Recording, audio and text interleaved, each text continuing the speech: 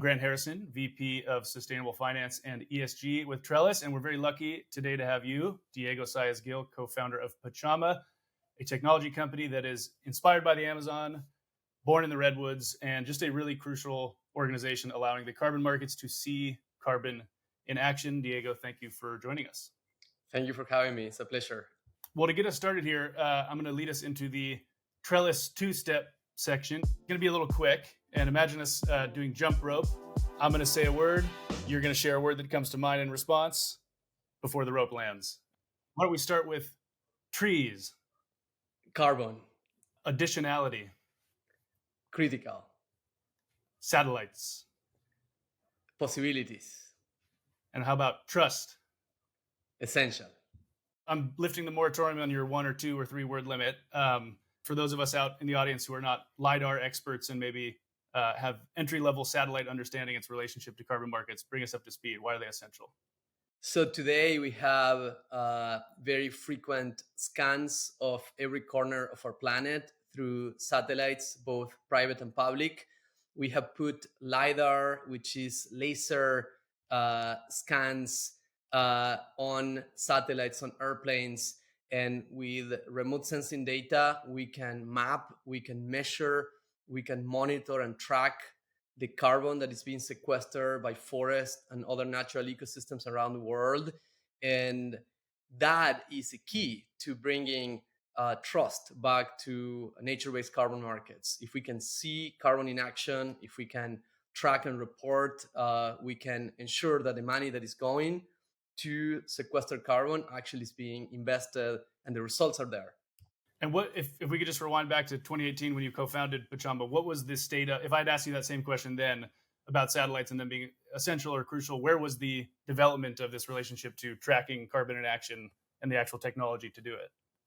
Yeah, so historically, the way that you audit a forest carbon project was by sending an auditor to the field with pen and paper to write down how many trees were there on sample plots distributed across the field.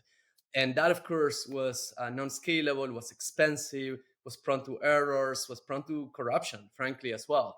So even though satellites have been in orbit since the 80s, only in the last decade, it became more accessible.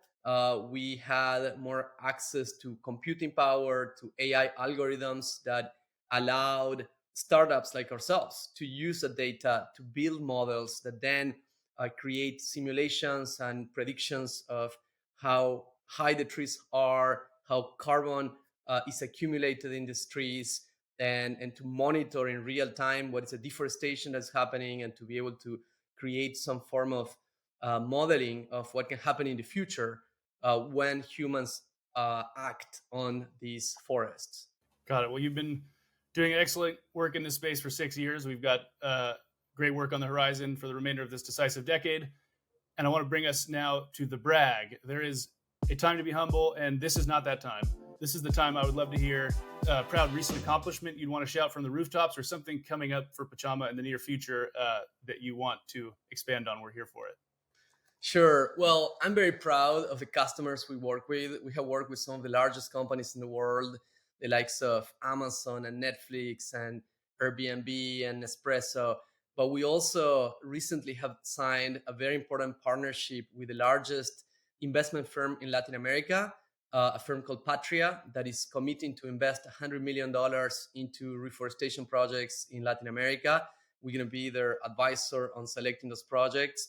And I'm just excited about the fact that after a moment of fear, uncertainty, and doubt in carbon markets because of mistakes that were made in the first generation of carbon markets, now we see a new wave of commitment where we see the leading corporations of the world continuing to invest to reach net zero with high quality carbon removal projects. And reforestation is going to be at the center of that.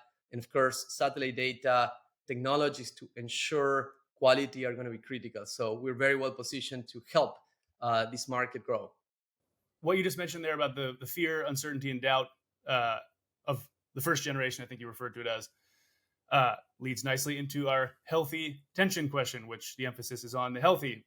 the need to remove emissions and restore nature and the time scale that we're working with. Like, how do you think about that tension around scalability of the carbon markets? Absolutely. Today, as you said, it's a tiny amount of money that civilization is investing in removing carbon, whereas we know that we need hundreds of gigatons removed from the atmosphere to keep the planet in balance.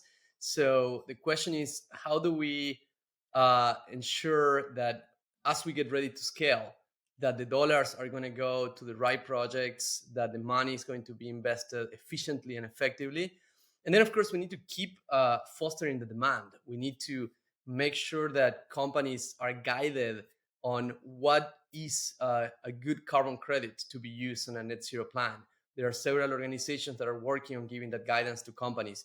We need the general public and governments to put pressure on corporations to take responsibility, to make a commitment, to say when they are going to be net zero, and to show how are they investing today. There's been a lot of green hushing, as people say, which is companies not wanting to talk about their investments in sustainability. But I think that with these new frameworks, these new technologies that allow companies to show the impact in a very effective way, we should see more companies telling the stories of the great work they're doing on the two phases: decarbonizing, moving away from fossil fuels, and removing carbon to compensate the emissions that they couldn't avoid in the short term.